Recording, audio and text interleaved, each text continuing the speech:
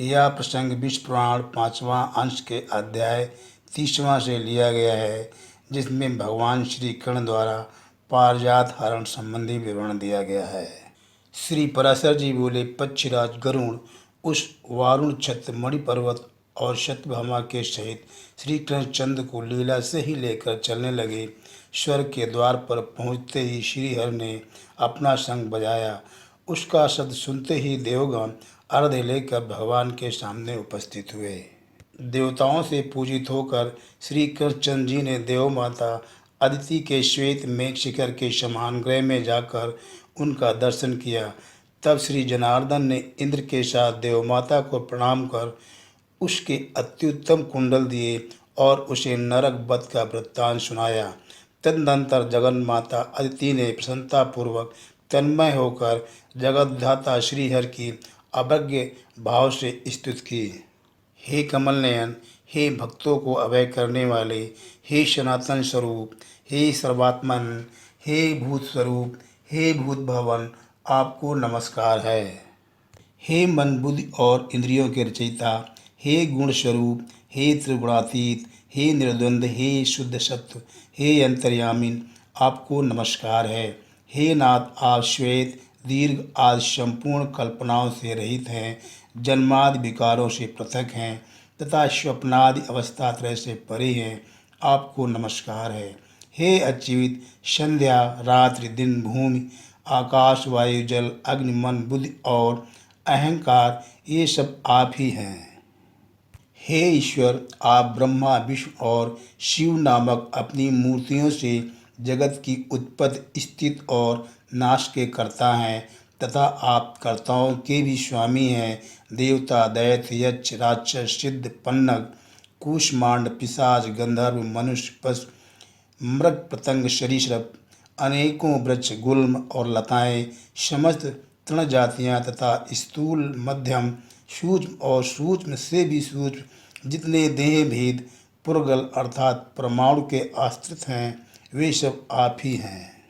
हे प्रभु, आपकी माया ही परमार्थ तत्व को न जानने वाले पुरुषों को मोहित करने वाली है, जिससे मूल पुरुष अनात्मा में आत्मबुद्धि करके बंधन में पड़ जाते हैं।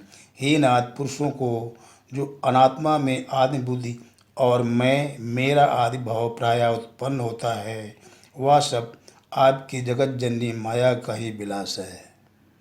हे नाथ, जो स्वधर्म परायण पुरुष आपकी आराधना करते हैं, वे आपके मोक्ष के लिए इस संपूर्ण माया को पार कर जाते हैं। ब्रह्मा आज संपूर्ण देवगण तथा मनुष्य और पशु आदि सभी विष्णु माया रूप महान आवर्त में पड़कर मोह रूप अंधकार से आवृत हैं। हे भगवान, जन्म और मरण के चक्र में पड़े हुए ये पुरुष जीव भव बंधन को नष्ट करने वाले आपकी आराधना करके भी जो नाना प्रकार की कामनाएं ही मांगते हैं, यह आपकी माया ही है। मैंने भी पुत्रों की जय कामना से शत्रु पक्ष को पराजित करने के लिए ही आपकी आराधना की है, मोक्ष के लिए नहीं। यह भी आपकी माया का ही विलास है। पुण्यहीन पुरुषों को जो कल्पवृक्ष से भी कौपीन और आच्छादन वस्त्र मात्र की ही कामना होती है, यह उनका कर्म दोषजन अपराध ही है। हे अखिल जगन माया मोहकारी अव्यय प्रभु, आप प्रसन्न होइए और हे भूतेश, मैं ज्ञानवान हूँ, मेरे इस अज्ञान को नष्ट कीजिए। हे चक्रपाणे, आपको नमस्कार है। हे शारंगधर, आपको नमस्कार है। हे गदाधर, आपको नमस्कार है। हे शंखपाणे, हे विष्णु, आपको बारंबार नमस्कार है। मैं स्थूल चिन्हों से प्रतीत होने वाले आपके इस रूप को ही देखती हूँ, आपके वास्तविक पर स्वरूप को मैं नहीं जानती। हे परमेश्वर, आप प्रसन्न होइए। अदिति द्वारा इस प्रकार स्तुत किए जाने पर भगवान विष्णुदेव माता से हंसकर बोले, हे देवी, तुम तो हमारी माता हो, तुम प्रसन्न होकर हमें वरदायिनी हो। श्री पराशर जी बोले, तदनंतर शक्र पत्नी शची के सहित कृष्ण प्रिया सत्यभामा ने अदिति को पुनः पुनः प्रणाम करके कहा, माता आप प्रसन्न होइए। अदिति बोली, हे सुंदर भक्ति वाली, मेरी कृपा से तुझे कभी वृद्धावस्था या विरूपता व्याप्त न होगी, तेरा नव यौवन सदा स्थिर रहेगा। श्री पराशर जी बोले, तदनंतर अदिति की आज्ञा से देवराज ने अत्यंत आदर सत्कार के साथ श्री कृष्णचंद्र का पूजन किया, किंतु कल्प वृक्ष के पुष्पों से अलंकृता इंद्राणी ने सत्यभामा को मानसी समझकर वे पुष्प न दिए। हे साधु श्रेष्ठ, तदनंतर सत्यभामा के से श्री कृष्णचंद्र ने भी देवताओं के नंदन आदि मनोहर उद्यानों को देखा। वहाँ पर केशिन शूदन जगन्नाथ श्री कृष्ण ने सुगंधपूर्ण मंजरी पुंजधारी नित्य आह्लादकारी और ताम्रवर्ण बाल पत्रों से सुशोभित अमृत मंथन के समय प्रकट हुआ तथा सुनहरी छाल वाला पारिजात वृक्ष देखा। हे द्विजोत्तम, उस अति उत्तम वृक्षराज को देखकर परम प्रीत बस सत्यभामा अति प्रसन्न हुई और श्री गोविंद से बोली, हे कृष्ण, इस वृक्ष को द्वारिकापुरी क्यों नहीं ले चलते? यदि आपका यह वचन कि तुम ही मेरी अत्यंत प्रिया हो सत्य है तो मेरे गृह उद्यान में लगाने के लिए इस वृक्ष को ले चलिए। हे कृष्ण, आपने कई बार मुझसे यह प्रिय वाक्य कहा है कि हे सत्य, मुझे तू जितनी प्यारी है उतनी न जामवंती है और न रुक्मिणी ही। हे गोविंद, यदि आपका यह कथन सत्य है, केवल मुझे बहलाना ही नहीं है, तो यह पारिजात वृक्ष मेरे गृह का भूषण हो। मेरी ऐसी इच्छा है कि मैं अपने केश कलापों में पारिजात पुष्प गूंथ कर अपनी अन्य सब पत्नियों में सुशोभित हूँ। श्री पराशर जी बोले, सत्यभामा के इस प्रकार कहने पर श्रीहरि ने हंसते हुए उस पारिजात वृक्ष को गरुड़ पर रख लिया। तब नंदन वन के रक्षकों ने कहा, हे गोविंद, देवराज इंद्र की पत्नी जो महारानी सची हैं, यह पारिजात वृक्ष उनकी संपत्ति है, आप इसका हरण न कीजिए। क्षीर समुद्र से उत्पन्न होने के अनंतर यह देवराज को दिया गया था। फिर हे महाभाग, देवराज ने कौतूहलवश इसे अपनी महिषी सची देवी को दे दिया है। समुद्र मंथन के समय सची को विभूषित करने के लिए ही देवताओं ने इसे उत्पन्न किया था। इसे लेकर आप कुशलतापूर्वक नहीं जा सकेंगे। देवराज भी जिसका मुंह देखते रहते हैं, उस सची की संपत्ति इस पारिजात की इच्छा आप मूढ़ता ही से करते हैं। इसे लेकर भला कौन सकुशल जा सकता है? हे कृष्ण, देवराज इंद्र इस वृक्ष का बदला चुकाने के लिए अवश्य ही वज्र लेकर उद्यत होंगे और फिर देवतागण भी अवश्य ही उनका अनुगमन करेंगे। अतः हे अच्युत, समस्त देवताओं के साथ रार बढ़ाने से आपका कोई लाभ नहीं, क्योंकि जिस कर्म का परिणाम कटु होता है, पंडित जन उसे अच्छा नहीं कहते। उद्यान रक्षकों के इस प्रकार कहने पर सत्यभामा ने अत्यंत क्रुद्ध होकर कहा, सची अथवा देवराज इंद्र ही इस पारिजात के कौन होते हैं? यदि यह अमृत मंथन के समय उत्पन्न हुआ है तो सबकी समान संपत्ति है, अकेला इंद्र ही इसे कैसे ले सकता है? अरे वन रक्षकों, जिस प्रकार समुद्र से उत्पन्न हुई मदिरा चंद्रमा और लक्ष्मी का सब लोग समानता से भोग करते हैं, उसी प्रकार पारिजात वृक्ष भी सभी की संपत्ति है। यदि पति के बाहुबल से गर्विता होकर सची ने ही इस पर अपना अधिकार जमा रखा है, तो उससे कहना कि सत्यभामा उस वृक्ष को हरण कराकर लिए जाती है, तुम्हें क्षमा करने की आवश्यकता नहीं है।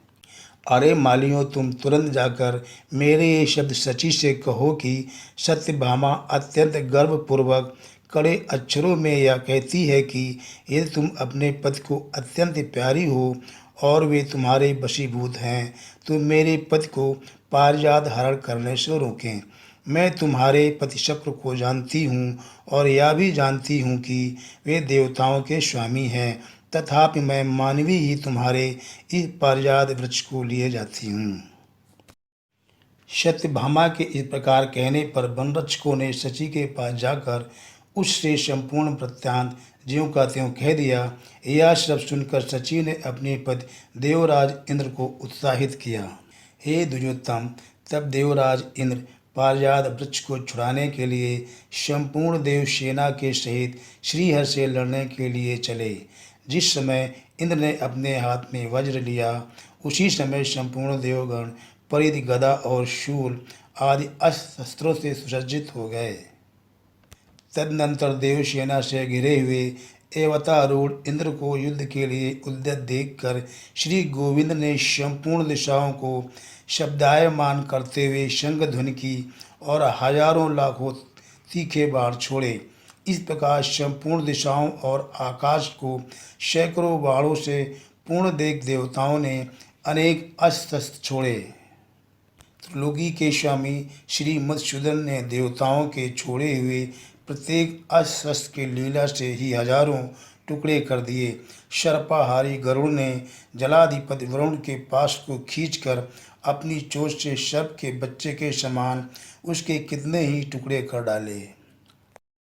श्री देवकी नंदन ने यम के फेंके हुए दंड को अपनी गदा से खंड खंड कर पृथ्वी पर गिरा दिया। कुबेर के विमान को भगवान ने सुदर्शन चक्र द्वारा तिल तिल कर डाला और सूर्य को अपनी तेजों में दृष्टि देखकर ही निस्तेज कर दिया। भगवान ने तदनंतर वाण वर्षाकर अग्नि को शीतल कर दिया और वसुओं को दिशा विदिशा में भगा दिया तथा अपने चक्र से त्रिशूलों की नोक काटकर रुद्रगण को पृथ्वी पर गिरा दिया। भगवान के चलाए हुए बाणों से साध्यगण, विश्वदेवगण, मरुदगण और गंधर्वगण शीमल की रुई के समान आकाश में ही लीन हो गए। श्री भगवान के साथ गरुड़ जी भी अपनी चोंच, पंख और पंजों से देवताओं को खाते, मारते और फाड़ते फिर रहे थे। जिस प्रकार दो मेघ जल की धाराएं बरसाते हों, उसी प्रकार देवराज इंद्र और श्री मधुसूदन एक दूसरे पर बाण बरसाने लगे। उस युद्ध में गरुड़ जी ऐरावत के साथ और श्री कृष्णचंद्र जी इंद्र तथा संपूर्ण देवताओं के साथ लड़ रहे थे। संपूर्ण बाणों के चुक जाने पर, अस्त्र शस्त्रों के कट जाने पर इंद्र ने शीघ्रता से वज्र और श्री कृष्ण ने सुदर्शन चक्र हाथ में लिया। हे द्विजश्रेष्ठ, उस समय संपूर्ण त्रिलोकी में इंद्र और कृष्णचंद्र को क्रमशः वज्र और चक्र लिए हुए देखकर हाहाकार मच गया। श्रीहरि ने इंद्र के छोड़े हुए वज्र को अपने हाथों से पकड़ लिया और स्वयं चक्र न छोड़कर इंद्र से कहा, अरे ठहर। इस प्रकार वज्र छिन जाने और अपने वाहन ऐरावत के गरुड़ों द्वारा छत हो जाने के कारण भागते हुए वीर इंद्र से सत्यभामा ने कहा, हे त्रैलोक्येश्वर, तुम शची के पति हो, तुम्हें इस प्रकार युद्ध में पीठ दिखलाना उचित नहीं है। तुम भागो मत।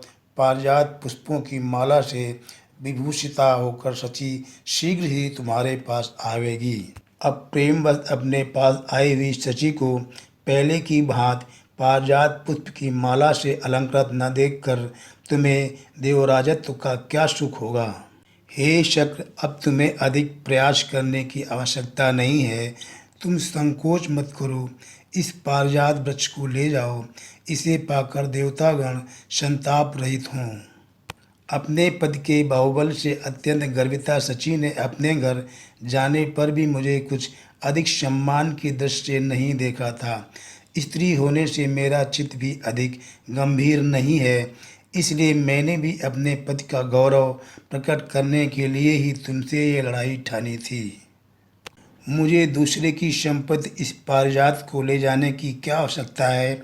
शची अपने रूप और पद के कारण गर्विता है, तो ऐसी कौन सी स्त्री है जो इस प्रकार गर्वीली न हो। श्री पराशर जी बोले, हे द्विज, सत्यभामा के इस प्रकार कहने पर देवराज लौट आए और बोले, हे क्रोधिते, मैं तुम्हारा सुहृद हूँ, अतः मेरे लिए ऐसी वैमनस्य बढ़ाने वाली उक्तियों के विस्तार करने का कोई प्रयोजन नहीं है। जो संपूर्ण जगत की उत्पत्ति, स्थिति और संहार करने वाले हैं, उस विश्वरूप प्रभु से पराजित होने में मुझे कोई संकोच नहीं है।